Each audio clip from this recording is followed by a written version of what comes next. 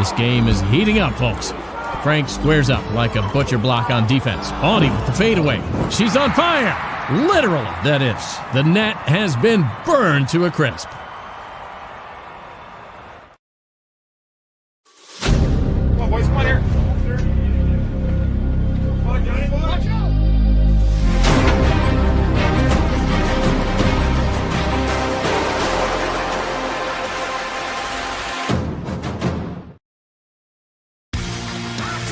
Shinedown. Dance Kid Dance Tour. Live in Des Moines. Wells Fargo Arena, Friday, April 25th. With special guests, Beartooth and Morgan Wade. Get tickets now at HiVTix.com. It's about to get heavy. Shinedown, live in concert. For more, visit shinedown.com. Two guys, two Chris's, one network. Iowa Everywhere. It's time for Two Guys with Chris Williams and Chris Hassel. Presented by Fareway Meat and Grocery from the Channel Seed Studios. Where? Everywhere. Live and always on demand at Iowa Everywhere.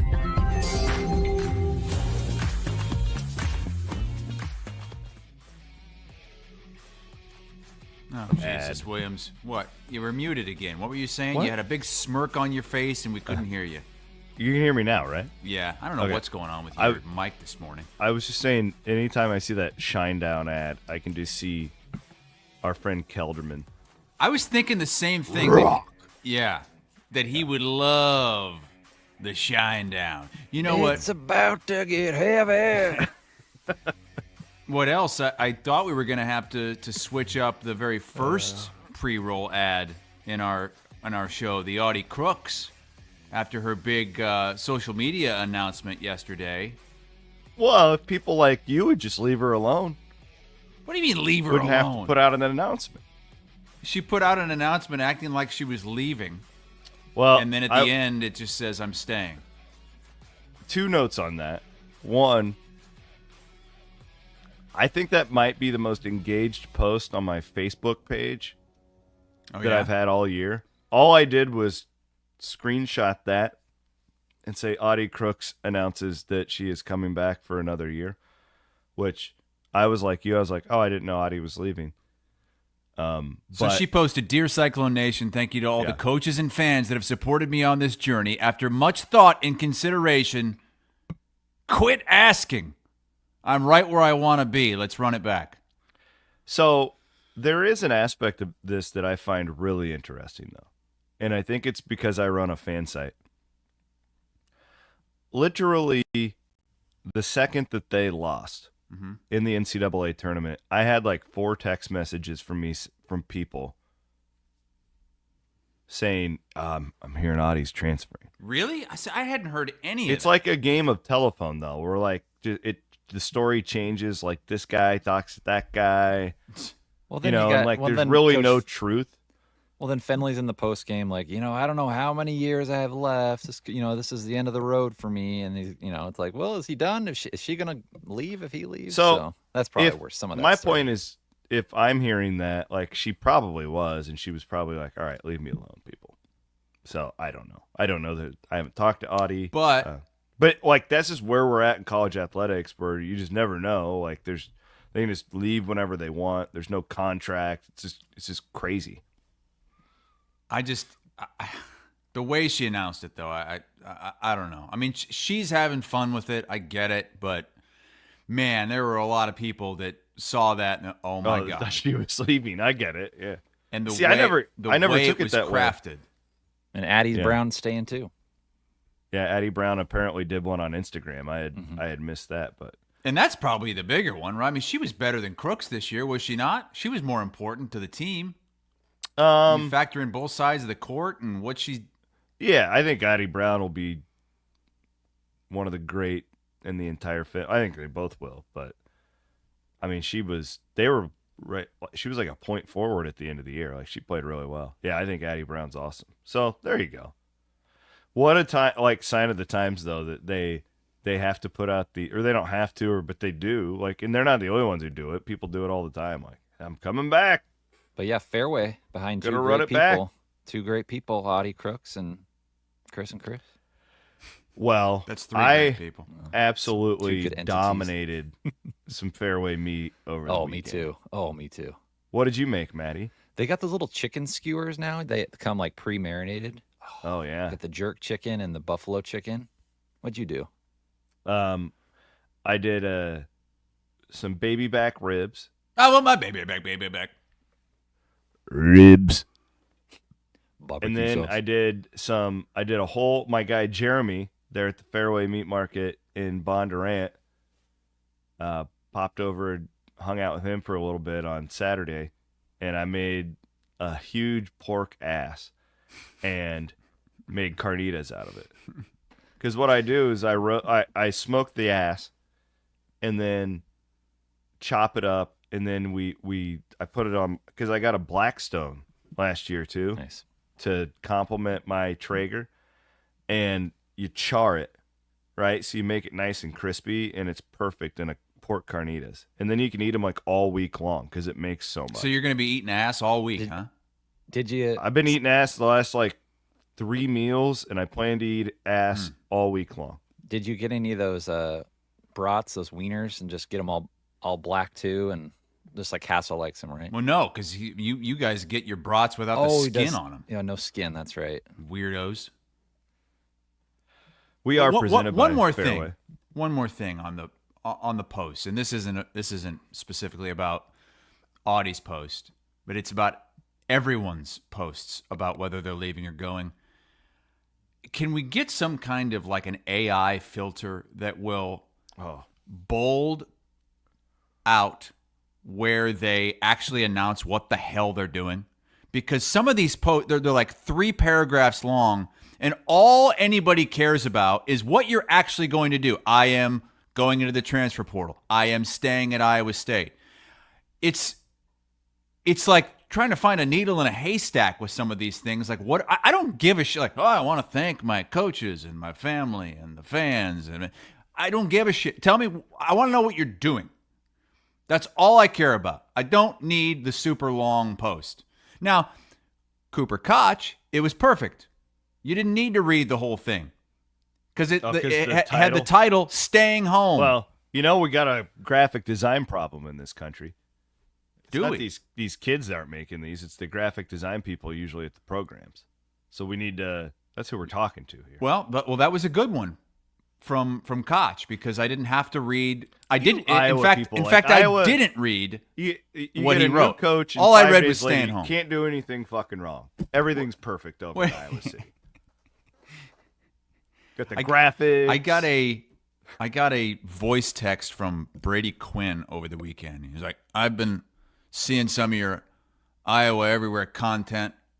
Can you ever be critical of anything Iowa?" My God. I was like, dude, what is this guy's problem? I have been nothing but critical for like the last decade. Half the fan base hates you because you're too critical. Well, not anymore. That means you're good at what you do.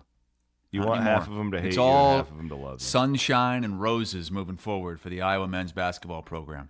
Hey, I have big news. Ben McCullum. Yeah? CW pod tomorrow. That's huge.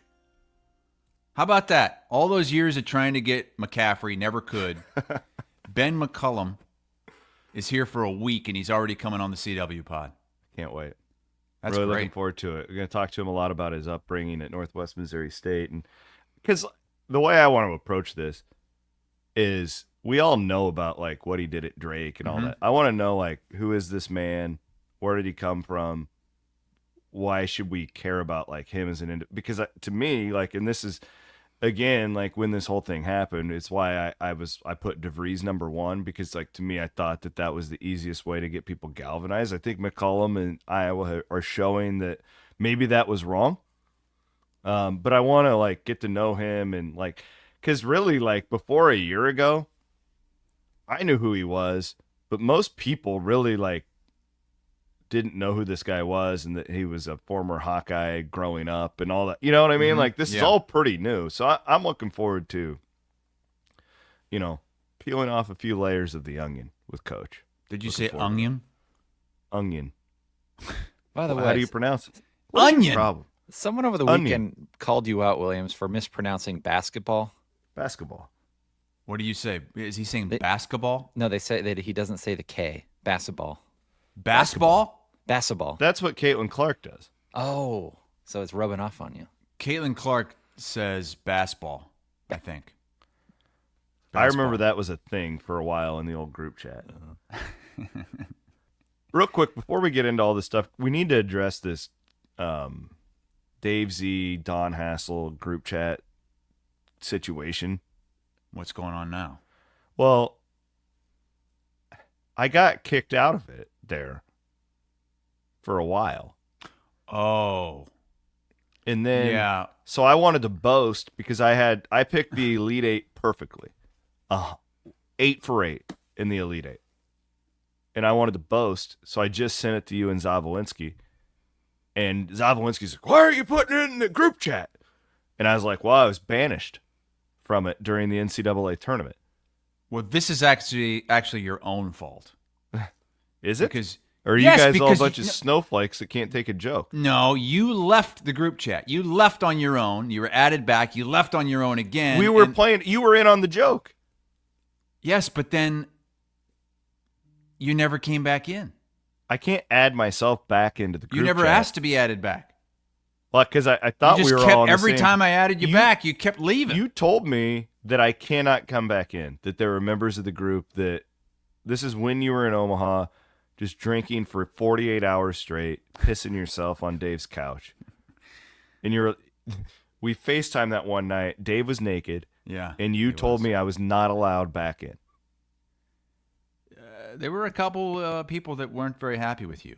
They didn't think you had earned the right to joke about these sort of things. People that are... I haven't earned the right? No. It wasn't me. But look, you're back in. What's the big deal? Did you get back in time to see that my dad thought that if... My dad is in 30th place out of like 80 people. Yeah. And he says in the group chat, well, yeah, but if Houston wins the championship, I'll win the whole thing. I saw that. I was like, what? Why do you think that? He's like, well, because nobody else would have picked Houston. They're 1 seed. I picked Houston. I picked Houston. You picked Houston. A bunch of people ahead of him picked Houston. He's like, oh, really? I didn't think anybody would pick Houston. What? God. The assumptions that guy makes. I think if all broke right, he might finish like 10th in the pool. He thought he was going to win like $1,000 if Houston won it all. What a fool. What did we prank those guys on anyways? I'm trying to think of what happened where I go, I'm going to make You tried to claim that you were offended and upset by what we were saying about you. Because we were giving you shit last year. For not going to Omaha. You were in Omaha and you still wouldn't come over to Dave's house. Absolutely not. And that turned out to be a terrible move because I was mugged instead. Yeah, you were robbed. Had I just gone over and hung out with you guys, would have been hungover as shit the next day, but it would have been worth it. But no, you refused to come. I was making a responsible decision. I'm a professional journalist, Chris. Well, some people were upset because in the group chat you were saying, "Oh, I would just love to be there. I would give. I would give anything to be there." And a year earlier, you had every chance to be there, and you wouldn't come because I had to put my job and responsibilities above you idiots. How is there not more nuance to this conversation? I said in the group chat, I go, I love covering the NCAA tournament, but I really mean this. It gives me big time FOMO. I'd really love to be there with you guys. You should have learned from the great Sean Keeler, who back in, I believe it was 2015, worked all day in Omaha covering all kinds of games. And then at midnight, made it to Dave's house. And Dave was so appreciative of Keeler coming over that he fired up the grill and cooked him a Fareway steak. And I shit you not, Keeler picked up the steak with his bare hands and ate it like a caveman. Keeler's a legend. Keeler's a goddamn legend. I'm going to talk about Keeler in a little bit. Yes. Got more Keeler coming up in Triple B. Okay. All right. We are presented by Fareway Meat and Grocery. We are hanging out with our friends from Channel Seed here in the Channel Seed studio. Do want to look forward to... I am getting to the point where I need an oil change, so I'm going to give my friends at Freedom Tire a call coming up here. I was looking at the old truck's oil tank, and she's at like 30%. So we're going to be going to Freedom Tire. You guys should remember that too. Coming up here is the Hassel. It was 80 for 2 days, and then it snowed yesterday in Iowa. So that's what you got coming up here, or that's what you got going on here in the state of Iowa. Make sure your vehicle's ready with our friends from Freedom Tire. We'll start with Iowa. McCullum era officially underway. We are going to get to Eric Henderson taking over at Drake. For Drake fans, Iowa State, a very active weekend in the portal, NCAA tournament talk, and more. Big portal week. Big portal week. I am interested, and I was very appreciative when Iowa told me that Coach would join me tomorrow, because I actually said to them, I go, man, it's got to be really busy, just whenever we can make it work. And he was, no, we really think it's important the coach wants to get out there and be on all these things. And I was like, that's great. But it's got to be a massively important week for Iowa when it comes to the transfer portal. It is. They're hosting a bunch of people in Iowa City this week. I think Connor Enright's there today, the former Drake player who went to DePaul. Yep. I think he's got a year left.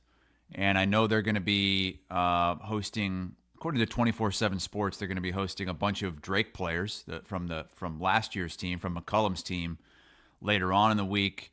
And then, you're keeping your eye on what's going on with Price Sanford, who it sounds like has, according to 24/7 Sports and Bach and Eichholt and those guys, it's probably going to come down to Iowa and Nebraska. So it's like Hoiberg versus McCullum for Sanford. I'd be surprised if he doesn't come back. And then Dix he's got his pick of the litter. I don't expect Dix to be back.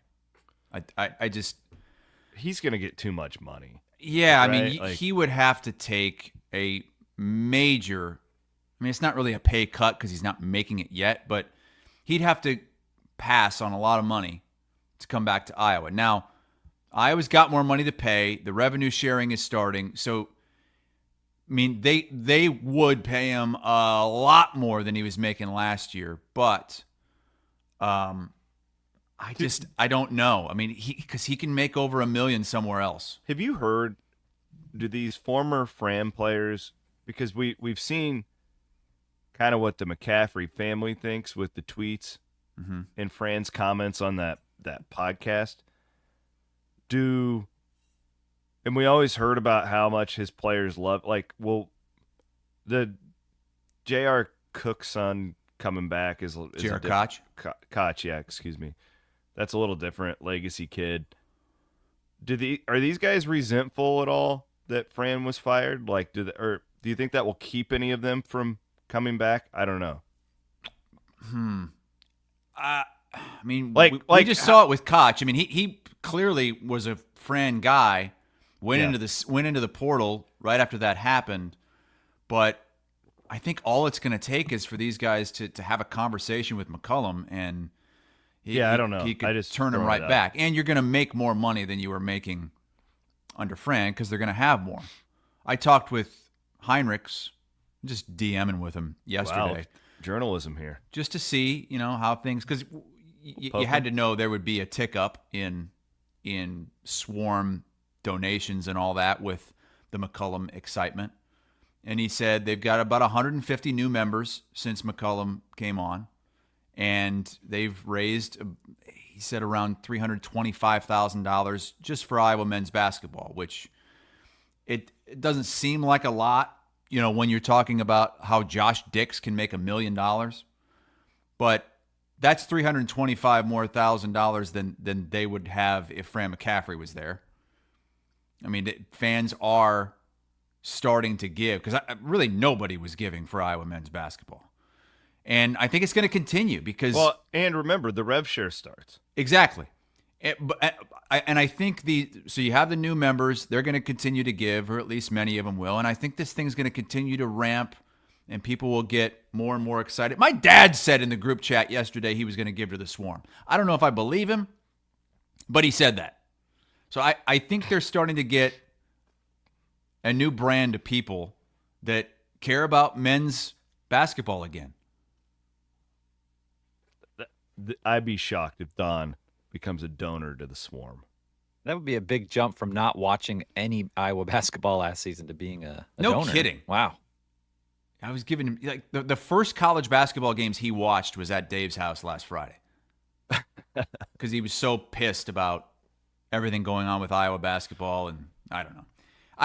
I don't think he will, but the point is the ball's rolling in the right direction now, and I think this momentum can continue to build, and Iowa men's basketball is, there's a lot of things that they've got to change. That was one of the big ones. And with the help of the revenue share, I think that, they're not going to be bottom of the barrel this year in the Big Ten as far as NIL goes, like they were last year. Well, real quick, we'll just do Drake here, and then we'll move on to Iowa State as we're on coaching changes. Eric Henderson gets the job on Friday afternoon, late Friday afternoon. That was announced. Main man Hendo, known this guy since he was on Greg McDermott's staff as a graduate assistant at Iowa State way back in the day when they were practicing in the state gym. I love the hire.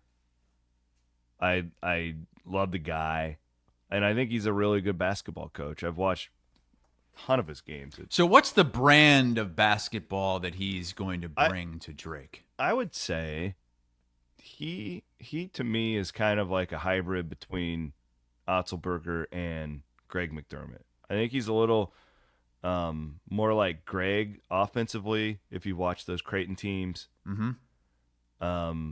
But they're really tough. Like they play like the thing I like if you've watched Oscar Clough this year, even if not, like William Kyle I actually thought regressed as a player after he left Hendo and went to UCLA last year, barely played. He went to the portal again. I think he ended up at Syracuse. He's a big man, loves the stretch four, playing those guys, but they play a really tough brand of defensive basketball, but it's not as relentless. Like the Otzelberger thing, it's like if you can't play defense, you're not on our team. Like that is their identity and whatnot. I would say Hendo is a hybrid between those guys, but I also think it'll be interesting because you can do that at South Dakota State. Like I firmly believe Brookings is the best spot in that league. As far as Omaha's going to stake a claim. I think that they're in the metropolitan area there. They're going to stake a claim that they have a pretty good job there. But Brookings is like a mini Ames as far as the fan support goes. That place is full. Like it's a really good place to recruit. You get all those same type of players. They're always going to go there. So I'll be interested to see stylistically if it's kind of like what McCullum did this year, where and you've educated us well on this show. That's not necessarily like Ben's thing to play 350 in tempo, but you kind of had to do it. I think Hendo's the type of guy who definitely will massage his style of play to the players that he has at the current time. But that's how I would describe him. I've watched this guy coach a ton. Hybrid of Greg and TJ, which makes a ton of sense. He is a McDermott guy through and through, but he got his first big job in college basketball when TJ Otzelberger got the head coaching job at San Diego. Why do I keep saying that? SDSU. That's why you keep saying it. It's South Dakota State. Otz gets the UNLV job, and they don't blink. They promote Eric Henderson. So he's got a lot of good head coaching experience at a really good job where people care. Biggest thing is they were really sad that he left, too. You don't want to get the guy where everybody's like, all right, see ya. The one thing I know, you never know with the basketball. It's like guys work, they don't work, whatever. People will love this guy. Like, he's just a really great dude. His family has wanted to come back to Iowa for a really long time. Makokata guy, so this is his home state. And I couldn't be more excited. I thought I heard the press conference is going to be tomorrow. So looking forward to that. And Someone seeing was saying they're going to move the press conference to next week because of with all the transfer stuff and the dead period being next week. So I don't know. Honestly I didn't see have no that clue. officially, but someone's saying that in the comments. Okay. Yeah, Well, it would make sense. It I would. I would look at their roster at South Dakota State, too, and think that, man, you probably have a decent chance of having a bunch of those guys on your roster next year. And I've had a lot of people asking, like, is the Valley that much better than the Summit League? I mean, you go from what you have said is probably the best job in the Summit League to, either the first or second best job in the Valley. I think those conferences have gotten closer because the Valley has lost a lot of its. I mean, shit. You go back 15 years and Creighton and Wichita State were in this thing. And now, I mean, it seems like every time you get a team that goes on a run like a Loyola, they're gone. And it's now, unfortunately, they're both one-bid leagues. But the Valley is a lot deeper. I mean, the Valley has... You look at NIL and what they pay their coaches, and that tells you all you need to know. Yes. It is a better conference. It's not as head and shoulders way better like it was 10 years ago. And the Summit has some. You mentioned Omaha. There's St. Thomas is one that's on the rise that just went D1, but it's definitely a better conference. And it's going to be interesting if Drake can keep this momentum going, because I would love to know. I just mentioned Creighton and Wichita, Loyola. Like, is there a path for Drake to rise to another conference? Is that something that Brian Harden would be interested in? Because I'm not saying the Big East is possible, because I don't think it is. Like, what else would it be? It would be A10, and honestly, God, no. shit, the A10 was a one-bid league too. That's what Loyola did. It's not worth it, right? There's the American. There's the American Conference. Now, they have football, though. That's. Yeah. I don't think you. I see what you're saying, and I could see, like, if I'm Drake, where it'd be like, well, that's enticing because of the money. I think it would have been enticing, a lot more enticing 5 to 10 years ago. Yeah. I think it's been watered down. Like, the American isn't what it used to be. The A10 isn't what it used to be. And the only way I would consider moving is if somehow, some way, you keep this run going, and all of a sudden the Big East wants you. But I just my whole I thing. can't It's see like that. then, like right now, I don't know. Do fans want to sit there and bump chests about your television rights deal, or do you want to win and have fun? And I think that Drake. I don't think it would be about a rights deal. I think it would all of a sudden. I mean, let's just say pie in the sky, you go Big East, and all of a sudden UConn is coming to the Knapp Center, and all of a sudden you're in a conference that's could be a 5, 6, 7 bid league. That's what I'm thinking of. Like, because right now, why don't you just become a Big East program in the Valley and win it every year and become Gonzaga of the Midwest? That should be your goal. The problem is, that's why this Drake job, you could argue that the Drake job is way better than it's ever been. I could also argue that it's not as good, because all that matters now, all it comes down to, is whether or not you win 3 games at Arch Madness. It is no longer a multiple bid league, and Drake would not have made the tournament at whatever they would have been if they would have lost the Valley Championship game, 29-4. They would not have been in the tournament. Which is insane. It's crazy. Yeah. And it's only going to get worse. Meanwhile, a team like Nebraska was on the bubble. Yes, a team that didn't even make the Big Ten tournament, didn't even finish top 15 in their own conference.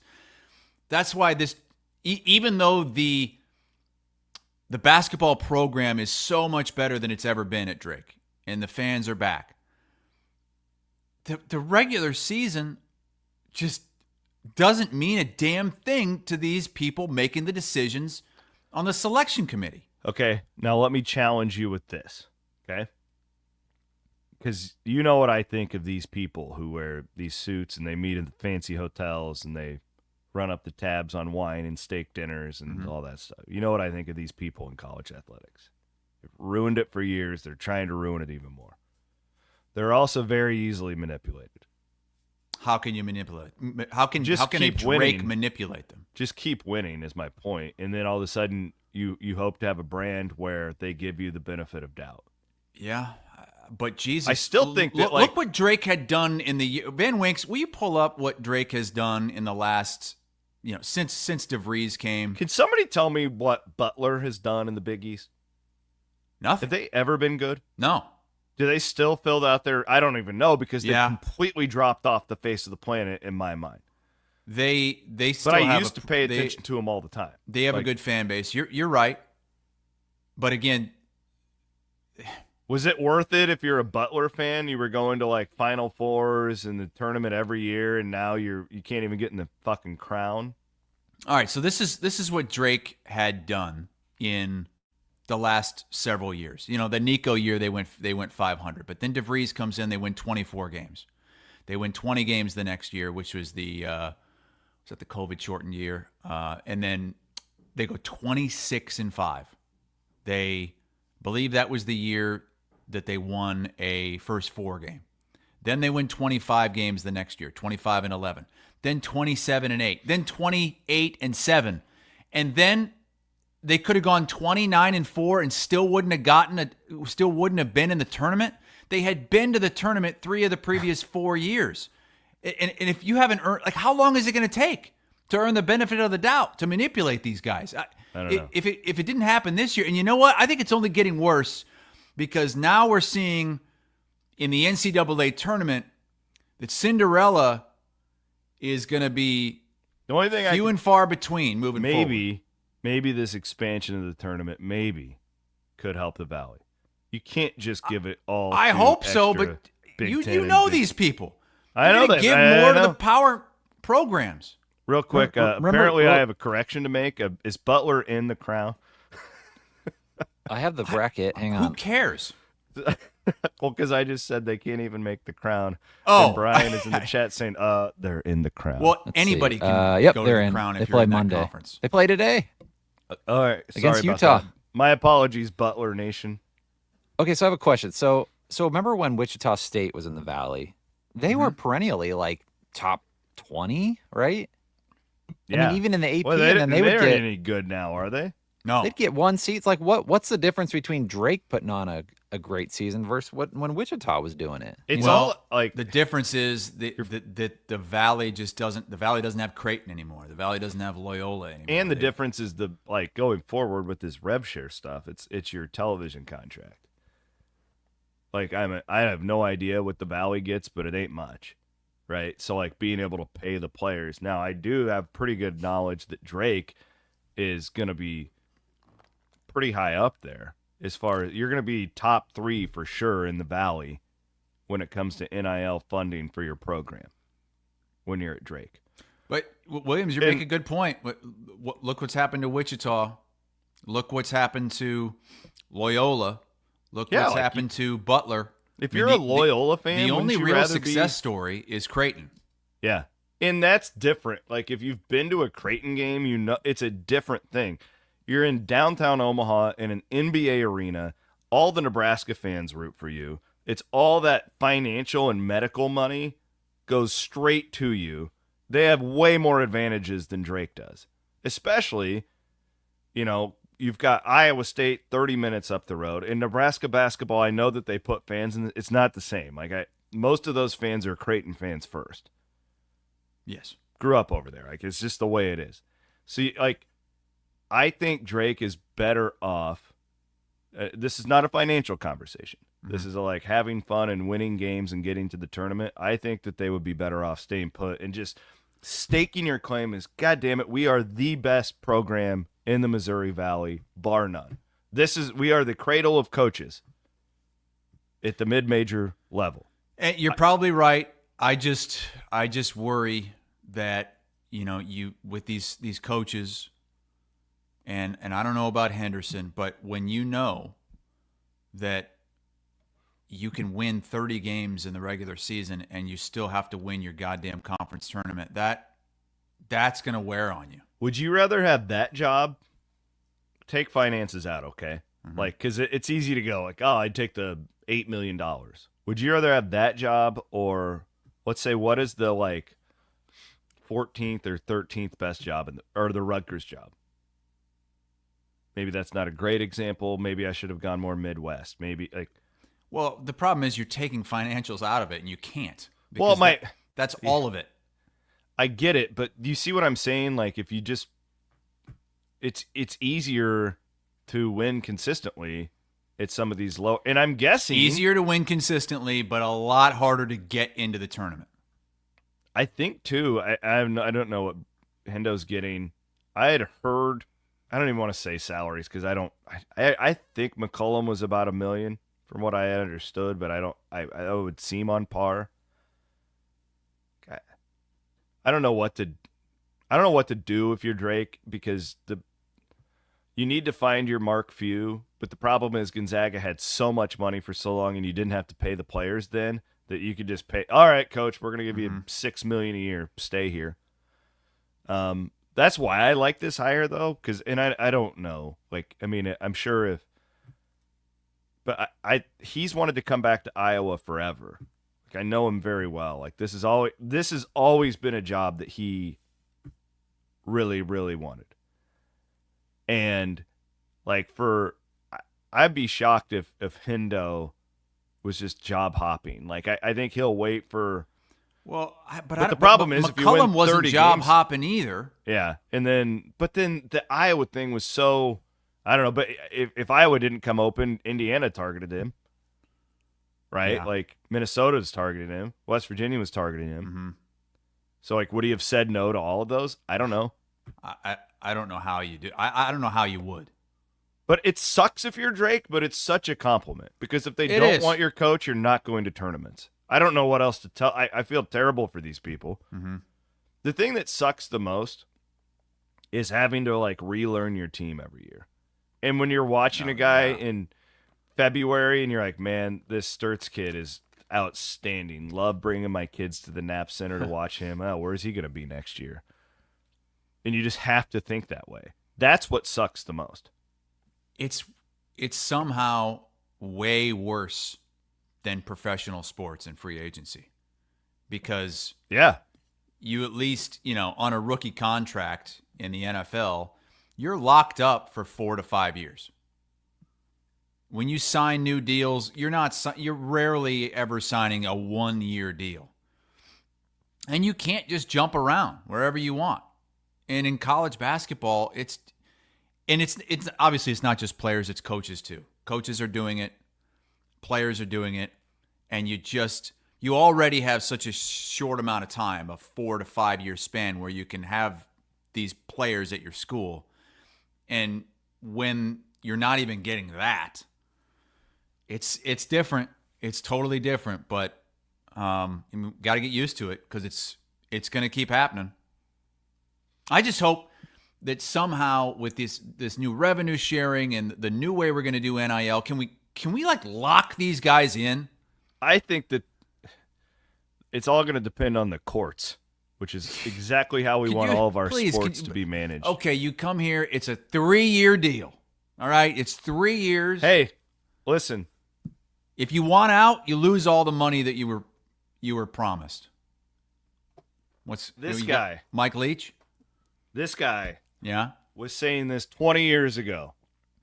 20 years ago, this guy was out there talking about how we need to have all these guys on 2 or 3 year deals and then let them have a contract or whatever in the middle of it. When all of this was starting with the courts and all of that bullshit, Leach was the one out there, and nobody listened to him because he's this rogue redneck from Lubbock. Oh, we're not going to listen to that guy, and everything that guy has said is coming true. And the problem is not Ohio State fans are always going to be Ohio. Like, it does suck if you are a fan of one of these, even like Iowa State. Like, we've been pretty lucky that most of Iowa State's guys stay. But what do you think Taman Lipsey could get in the market if he decided he just wanted to go and test it? Probably 3-4 times as much as he's making now. Yeah, like, so but like, if a coach would leave, if Campbell or Otzelberger would leave, like, all that advantage is gone now, and you have to completely rebuild your program. It doesn't matter what the guy before you did. So, like, at least in Drake's scenario, their fans are engaged, right? Like, you have that now. You have, I think, one of the best mid-major athletic directors in the country, if not the best, based on his hiring record. And I hope they can keep it. But I think you're right. Like, that's the hardest thing for me as a fan of college sports. I don't know who plays for these teams on a year-to-year basis. I have no idea. And the other aspect of this, I'm getting really geeky, but our media ecosystem is crumbling at the same time. Do you know how hard it is to track, like, to accurately track where all these guys are going with all these burners on Twitter and these people, like, pretending to be an On3 writer, and, like, it sucks. I have no idea. You have to, like, it is really, really difficult out there. So, crazy times, brother. Crazy times indeed. We all should have just listened to Leach 25 years ago. We'd all be in a much better spot. Want to thank our good friends, the Dadgum Kaburski brothers are Drake fans, and they're going to be very fired up. I actually was texting with Alex on Friday. He's a huge Drake fan, and he was very happy about the Eric Henderson hire for a lot of the reasons that I gave. Felt like Hendo didn't it feel like the fans really liked that hire? I didn't see hardly anything negative. I mean, it wasn't the home run celebration that Iowa was with McCullum, but it couldn't have been. Yeah. That's impossible. Mm-hmm. But it was. I think that most Drake fans are very happy with this hire. Those dadgum Kaburskis will be out here fertilizing the old lawn. I think today or tomorrow. Maddie, did you get yours done yet? Did they put the? It sounds like they're waiting a week. I think they were waiting until this kind of weird weather went away and we got more consistent temperatures to put that application. Hey, I down, trust them, man. Yeah, you don't put that down and then the snow comes. I'm not going to argue with the Kaburski brothers about fertilization needs. Anyways, you guys should give them a call. Lawn care, landscaping. God forbid we don't need any more snow removal. That would be a disaster. Oh my God! Speaking of landscaping and lawn work, I had a near catastrophe over the weekend. A near catastrophe? A near catastrophe. Okay. I had this tree on the side of the house, and it's like an oak tree, and the branches are starting to come and like almost touch the roof of the house over here on this side. So I took the ladder, and the side of my house is all rocks on this side. So I've got the ladder on rocks, like the river rocks, they're about this big, big, like the size of a I know what you mean. Small donut. And so, the ladder's a little wobbly. And I go up there and I'm trimming what I can, and everything's fine. Ideally, I want to get on the roof, because if I can get on the roof, I can get this whole branch down. But I can't reach the big part of it from the ladder. I can't get high enough. Well, I didn't want to risk going up on the roof, because the ladder needed to be like a foot higher for that. Well, I go up there,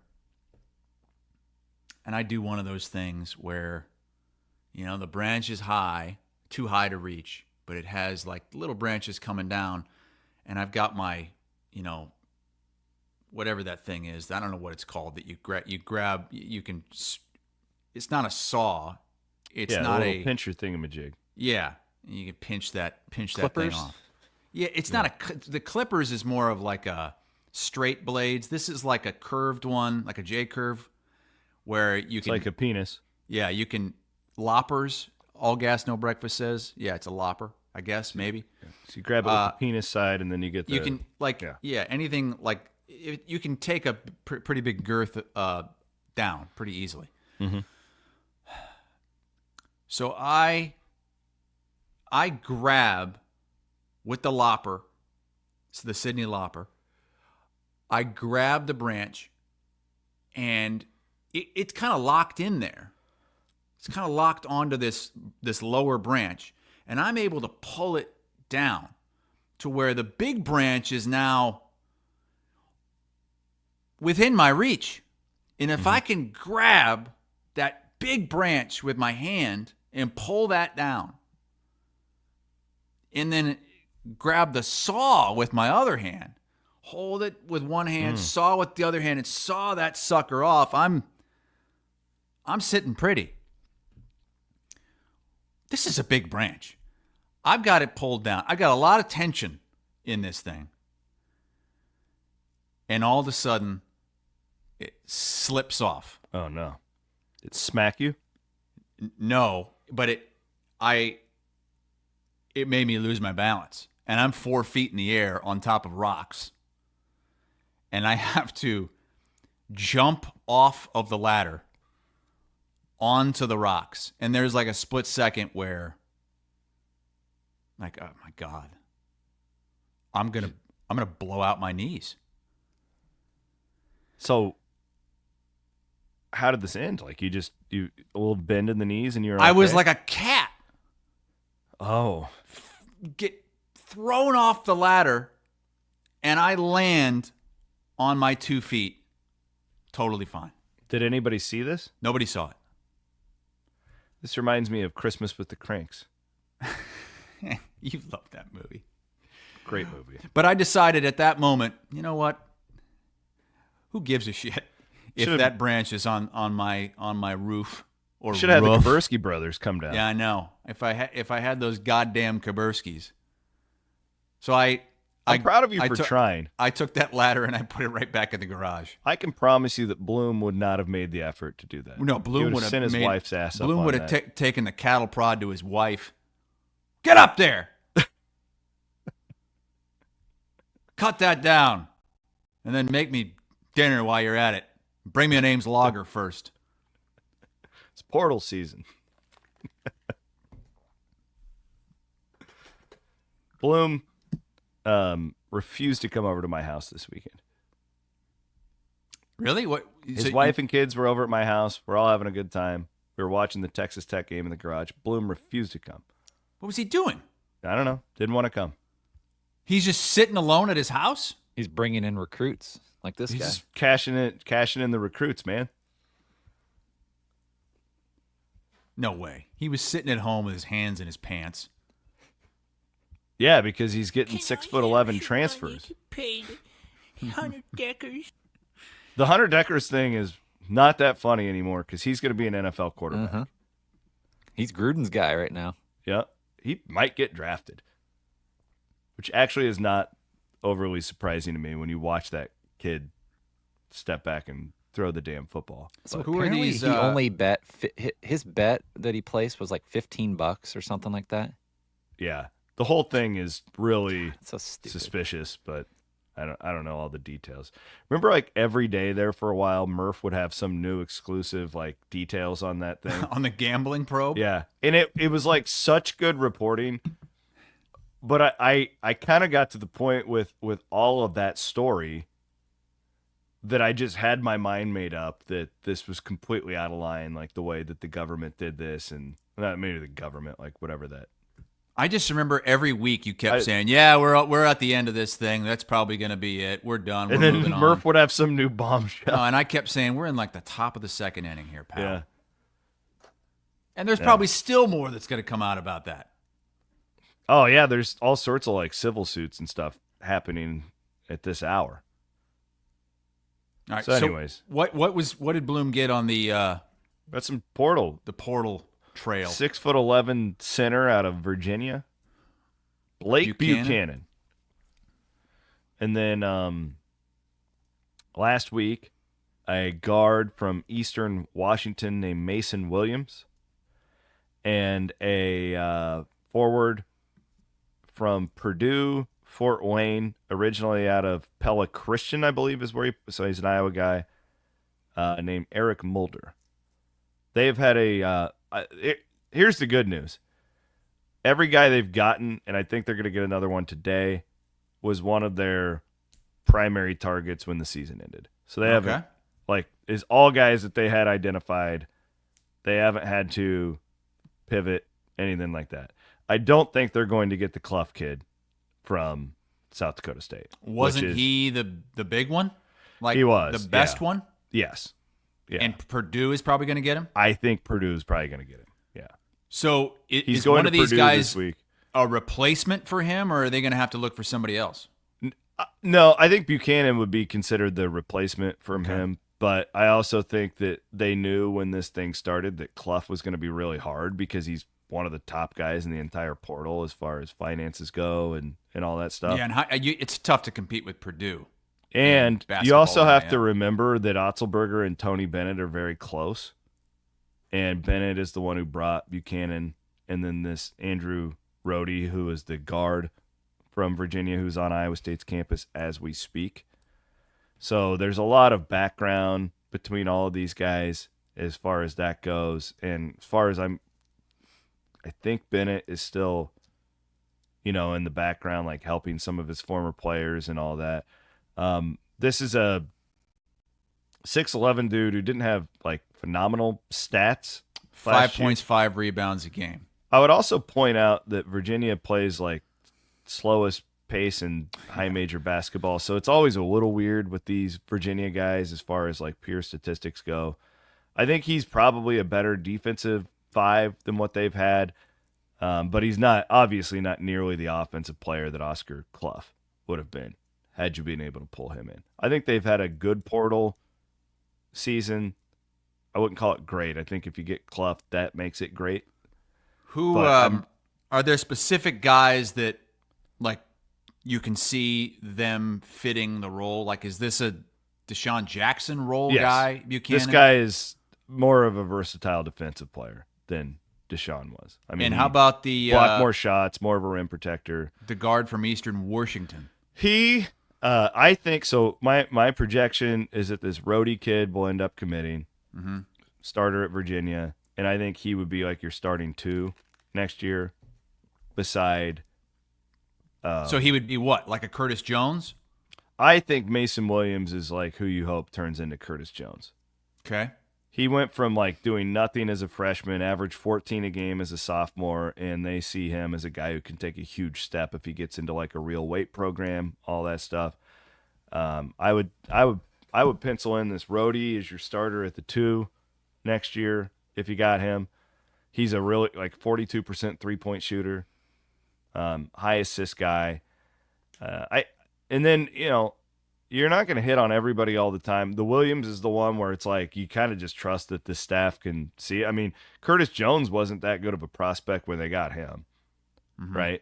And this kid at Eastern Washington has done more than Curtis Jones had done at Buffalo. So it's kind of hard, Chris, to tell. But you also TJ and his staff do a pretty good job of like piecing fits together.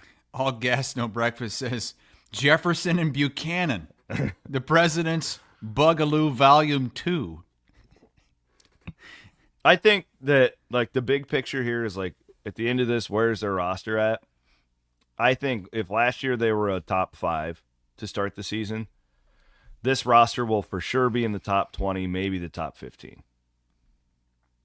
Yeah, it doesn't seem like at the start of the year. On the surface that they are replacing talent for talent, the guys they lost, but that the talent didn't necessarily. I mean, talent doesn't always mean everything. Well, and I don't think it was possible to do that with Jackson and Keyshawn. Or no, excuse me, Keyshawn and Jones.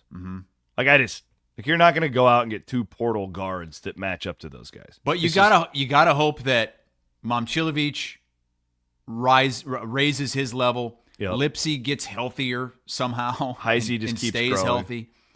Heisey, I think for the last month of the season, he was absolutely their most consistent player. I think he was one of their 3 best players. He was absolutely. He might have been one of their 2 best players the last month of the season, which is crazy considering how that thing all started. Yeah.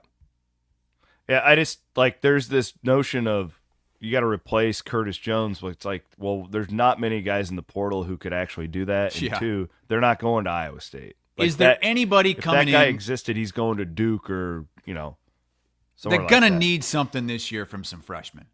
Absolutely. Couldn't agree more. Who could contribute? You hope it's this kid who Matt has on the screen right there. His name's Jamarian Bateman. Really. Bateman? Bateman. Really good shooter, athlete out of Wisconsin, out of Milwaukee. They zeroed in on him. Mike Taylor, remember Mike Taylor?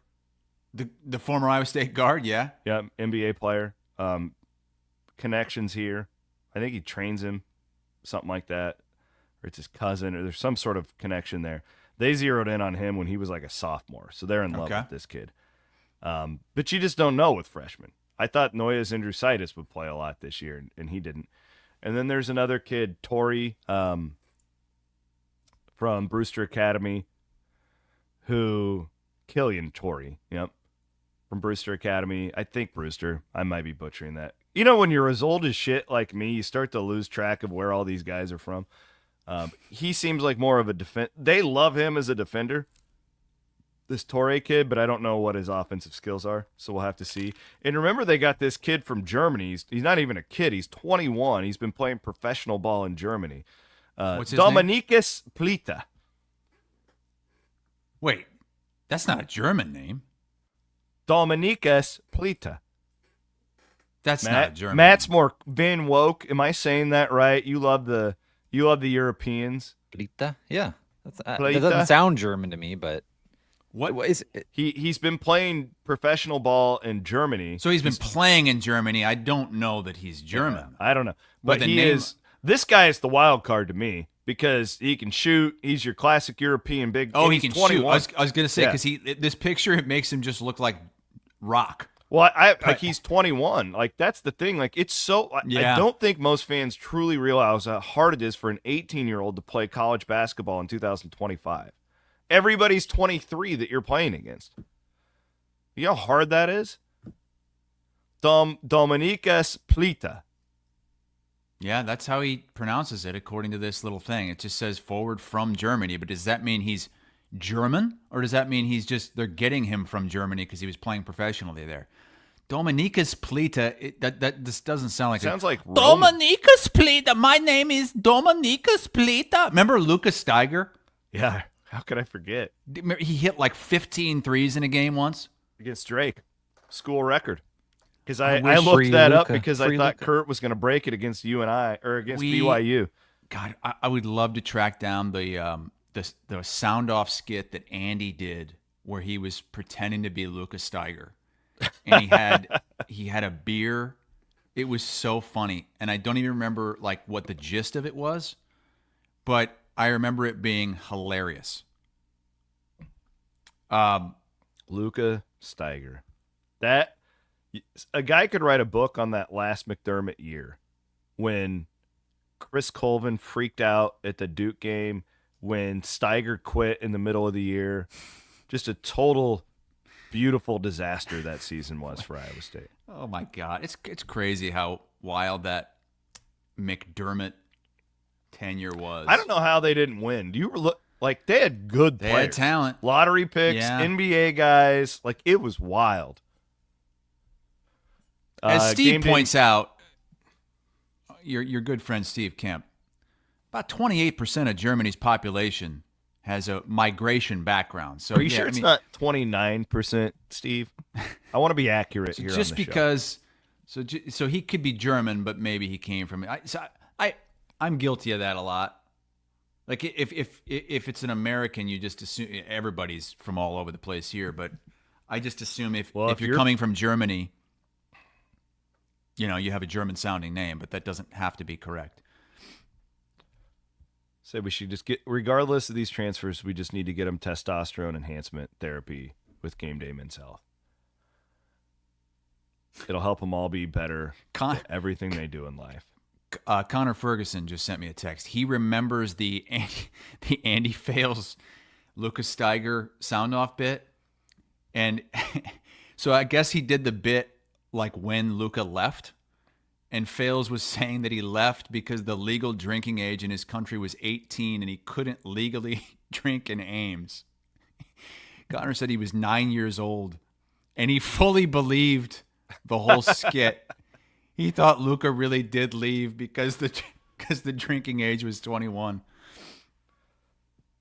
Luka Steiger was an absolute dog. I don't like he was a really good player. And then but they could never get him to focus on anything. He needed the Bierstein. He played in Germany professionally for like 10 years too. I believe it. A guy that was that good of a shooter. Game Day Men's Health. We have one of those calendars in our house that shows like highlighted pictures from the family. Yeah. There is this picture of me from a little over a year ago. You should see how fat I looked in this one picture. Oh, I remember. Because you showed it to me. Which one? I want you to do because it's been like exactly a year now. It has been since I really want you to do a side-by-side. Next show, can you bring side-by-sides? I don't want to do it with my shirt off. Because it doesn't have to be with your shirt off. Oh, I'll do the side-by-sides, but because these people on the internet, I just don't trust them. They're going to use it in bad ways and like make fun of me and like it's just no. I don't trust you people watching on the show. I'm sorry. I like you. I don't trust you to not take a picture of me with my bowling ball stomach and plaster it all over the internet. Because Keith Murphy will get a hold of it, like that picture of you in walking Humboldt. around shirtless. Mike points out that picture of you stumbling around shirtless from RVTV. That was like the night 15 years ago that Ross Peterson almost got in a fist fight with the barbecue guy in Humboldt. They were arguing about something with the campground at the state fair. And that guy's like, well, I go to the state fair every year. And Ross is like, yeah, well, I grew up at the state fair. It's in my fucking backyard. And they are just like yelling at it. And Ed Wilson is carrying around these giant chunks of meat in the back. Oh, Van Wilk has found the picture. It looks like I'm in a ghost town there. It does. But this was while you were smack dab in the middle of your colon blow.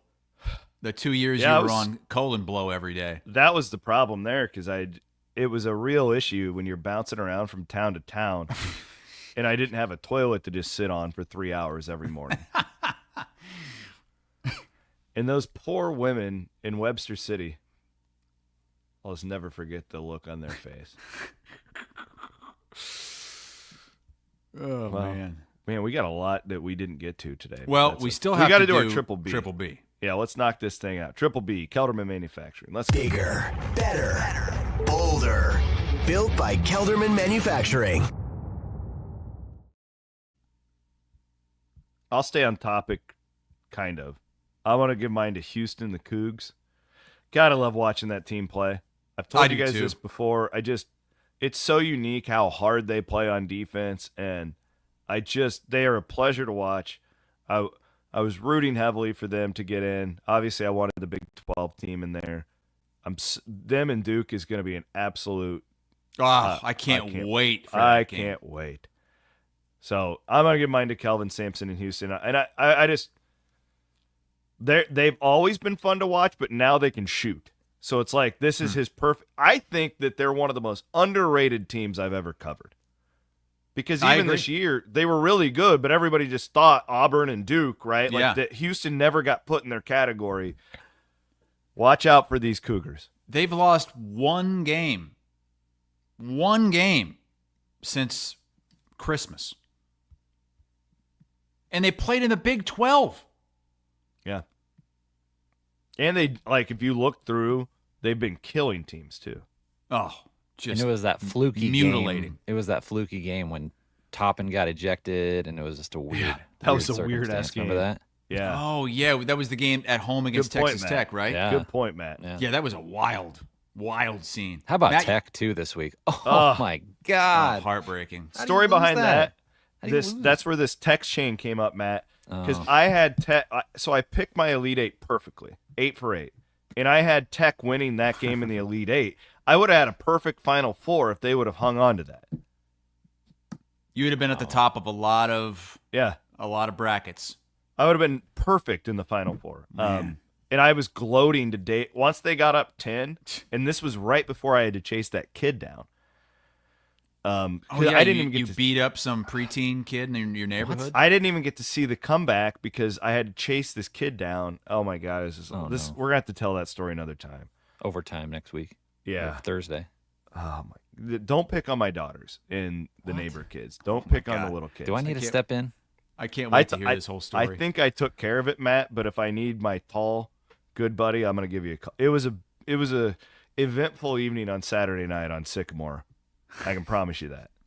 Who you got, Matt? No, I'm letting Hassel go first. Wait, no, you hinted at yours. You want me to go? Yeah, you go, and then Hassel's is the bombshell here, okay? We got to book in this show with Hassel's controversy that's coming up. What the hell are we doing paying Prime $10 million a year? Wait, so why is that your triple B? Well, Colorado is bigger, bolder for this. But not better? Pun intended, bolder. This is so stupid to me. But you can't make this your triple B if you don't like it. Well, I'm just good topic. I'll disagree with you here, but let's go. This is good. No, I want to hear your take. I like different opinions here. Let's go. What do you got? I mean, their justification for giving him this was that, tuition has increased 20%. We've sold out, almost all of our home games, blah, blah, blah. So you're going to make him the highest paid Big 12 coach. You're going to put him on par with some of the top NFL coaches. Now, I get it's the kind of the cost of business right now to pay these guys, but I don't think he's worth that much.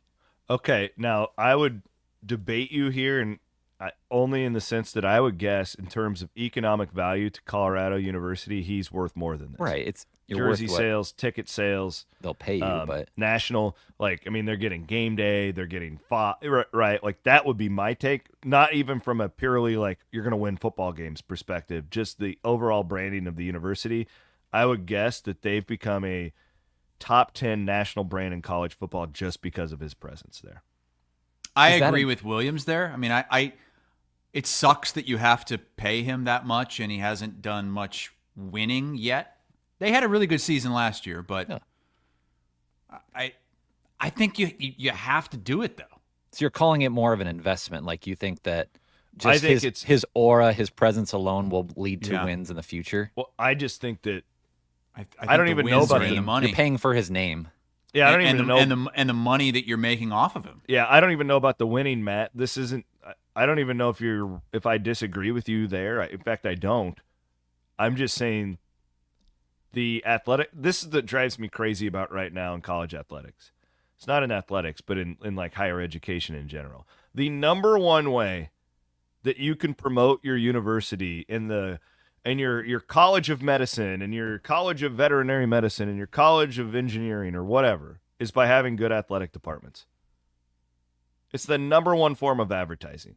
In my opinion, Dion is worth it because of that. Yeah. Does that result in wins? I don't know. But chances are, Matt, he's probably going to leave before this is done anyway. I just hate all the off-field stuff, too. I don't disagree. Taunting the media and, it's... Yeah, why are we enabling? We're enabling this guy to keep doing this in the future. We're like, exactly. Way to go, Prime. It'll be more fun for the media. Can Keeler talk to him yet?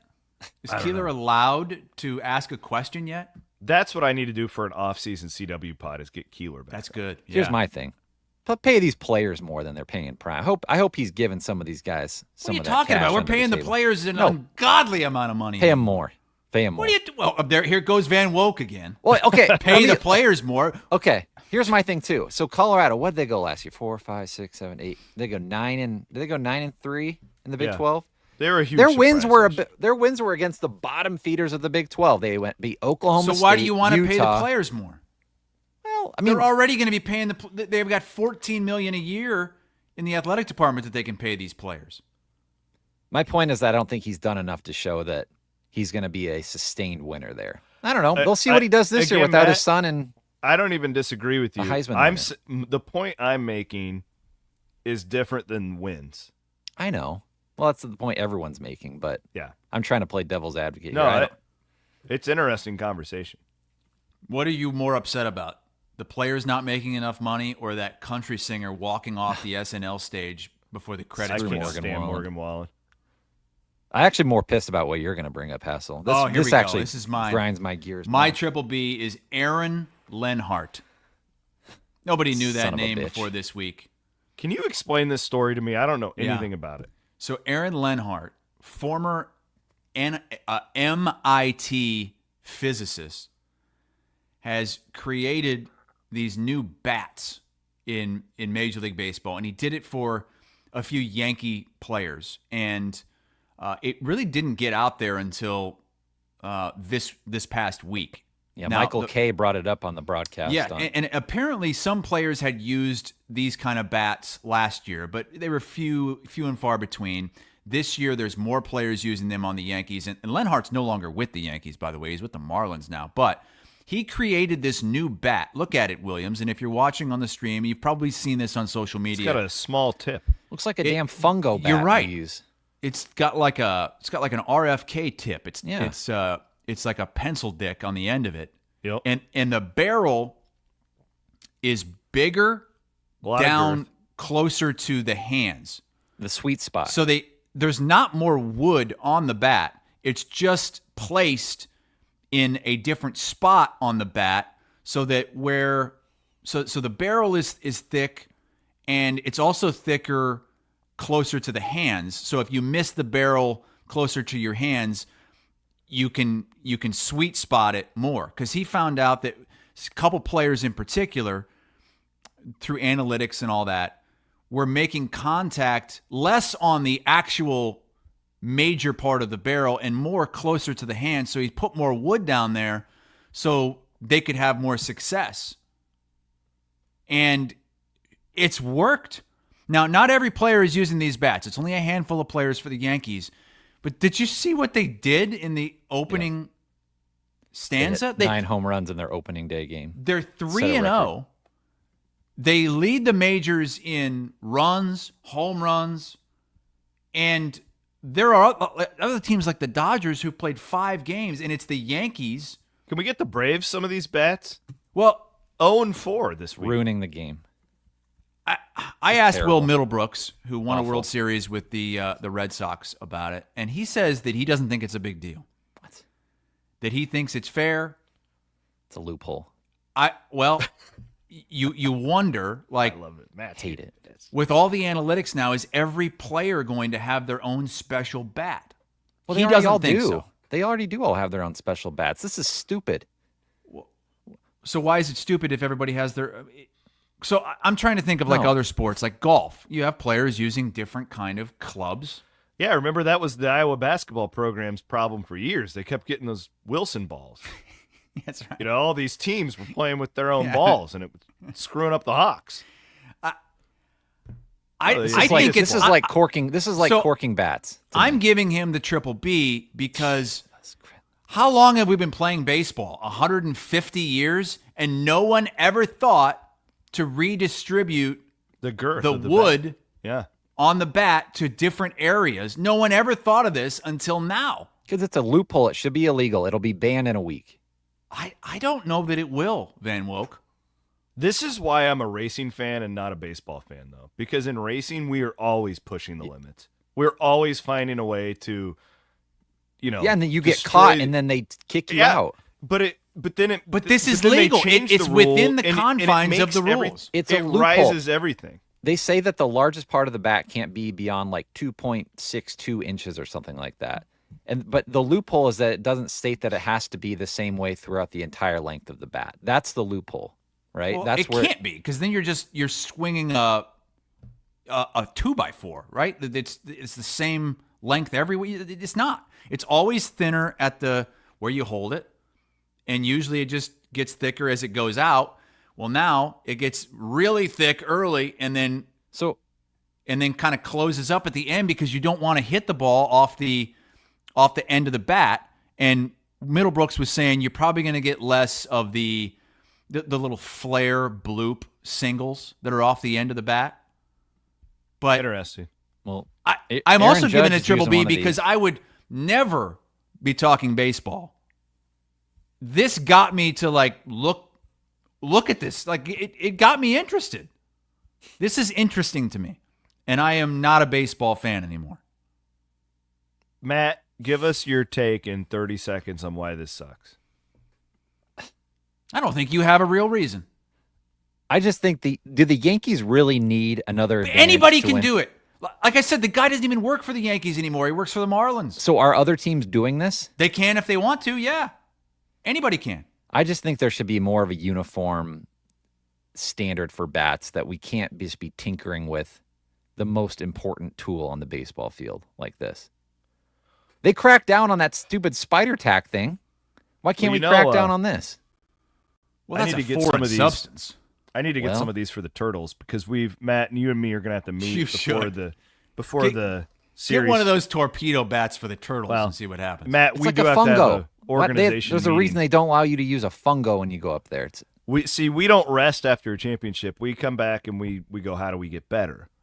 And we're completely changing our philosophy. We're not even working on defense for the first month of the season. All we're doing is hitting. Our goal is to score 20 runs every game. This is like the deflate I don't care gate. if we can get an out. We are air raid all in on hitting this year. Okay. Well, that's what the Yankees are doing right now. I hate it. They've scored 36 runs in 3 games. They won 20-9 on Saturday and 12-3 on Sunday. But again, Van Wilk, they're not all using them. It's just a handful of players in the Yankees that are using them. Well, if they're all hitting home runs like that, they're going to start using them. Yep, and they're going to be banned in a week. Mark my words. You sound like my dad. Yep. I do miss watching, like, this makes me sound really old, but like small ball is just nowhere to be seen. Like it's they're either just striking out or hitting a home run. It kind of. Yeah, and that's one of the things that drove me away from the game. Yeah, it's just not that dynamic. But I think anymore. these bats that will put more wood closer to the hands, it's going to lead to fewer strikeouts for those guys. Maybe. I just I do long. This is so archaic, but I long for the old days before interleague play where you could watch an NL game and you knew it was an NL game. Yeah. You know, and the AL was just totally different. Like Matt, that was probably before you were even alive. God, the Braves game last night, they played the Padres. They got beat 5-0. It lasted like 2 hours, which is great. But it's just like that game was over. The Sunday night baseball game was over at 8:30 Central Time for ESPN. I don't even know what they did for the next hour and a half. God, I used to do the Sports Center on Sunday night that aired on ESPN News, and it would start at 7 Central, and you would have to go until the Sunday night game ended. So no matter how long the game lasted, it was always like a 3.5 hour show because these games were so damn long. Before we wrap it up, I want to thank our friends over at the Iowa Corn Association. Really appreciate their sponsorship here on Two Guys, and also our friends at the Iowa Event Center. Great Iowa companies. Those Iowa corn growers are about ready to have a busy couple weeks, I tell you. Pump it up. All my friends over there, they got like the little thermometer. They're getting the soil temperatures. When are we going to go? When are we putting that corn in? Getting it all worked out. And then the Iowa Event Center as well. We saw They got a shine down. They have a brand new website. Check it out. IowaEventCenter.com. Really? Yeah. Okay. Cool. When's the next All Access with Adam Flack? Today we're recording. So who do we got today? What are you, any big plans? I mean, I told you about the Jonas Brothers coming, so we talk about some big shows fly coming up. They got a big Hasselback April. for They that have a huge April lineup coming up. Brooks and Dunn. I'm a hard-working man. We got some Monster Jam coming up, so we have a little bit of everything. Monster Jam. All right. We've got Overthinking today at noon.